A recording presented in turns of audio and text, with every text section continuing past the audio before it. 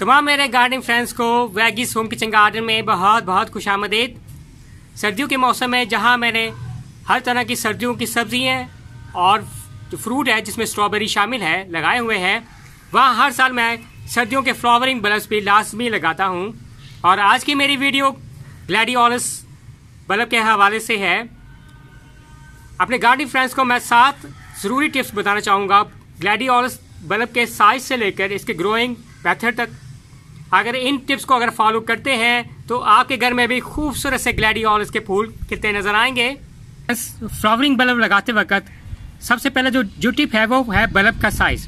जो भी आप बल्ब का लें, ना कि सिर्फ ग्लैडियोलस, जो भी आप बल्ब लें हेल्थी और फ्रेश किस्म का बल्ब होना चाहिए और बड़े साइज का बल्ब होना चाहिए। जैसे आप ये ग्लैडियोलस का बल्ब देख रहे हैं, ये बड़े साइज का जो बल्ब है उसमें से ये जो है लीव्स है, ये बर्ड्स है, ये यहाँ से नजर आ रही है, यहाँ से लीव्स निकलेंगे जहाँ से है। और अगर से छोटे साइज का बल्ब होगा उसमें जो फ्लावर है ग्रो तो करेगा, लेकिन उसमें फ्लावरिंग जो स्पाइक है जहाँ से फ्लावरिंग वो बाजवा नहीं निकलते। तो कोशिश करें कि हेल्थी फ्रेश और बड़े साइज का आप बल्ब लें जब भी आप लगाएं। और दूसरा जो टिप है, सेकंड टिप है कि आप जो पॉट साइज जिसमें आप पॉट में लगाना है, अगर आपने एक बल्ब लगाना है तो उसके लिए जो 6 इंच का गमला है वो काफ़ी है। जैसे कि ये जिसमें स्ट्रॉबेरी लगी हुई है, इसमें ये 6 इंच का गमला है। इस गमले में आप लगाएंगे तो एक ही बल्ब काफ़ी है, इसमें आपका हेल्थी ग्रोथ करेगा और फूल भी लगेंगे जो सा ग्लैडियोलस को। और अगर आपने 2 बल्ब लगाने हैं तो उसके लिए आपका 8 या 10 इंच का गमला काफ़ी है।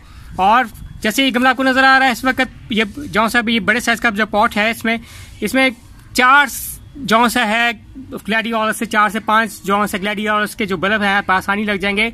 ये 12 इंच का गमला है। तो मेरे पास फिलहाल जो 2 ग्लैडियोलस के बल्ब्स हैं।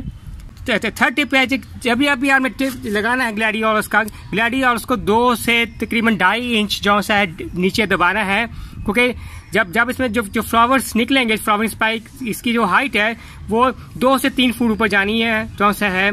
तो इसलिए कोशिश इसको जिसकी जो डेप्थ है तो तकरीबन जो सा है आप इसको, जैसे मैं दबा रहा हूँ, जैसे आप देख रहे हैं तकरीबन ये जैसे ये आप इतना जो सा ये डीप है, जैसे उंगली के मुताबिक इतना ये जो सा है ये डीप होगा, इतनी ऊपर मिट्टी होगी।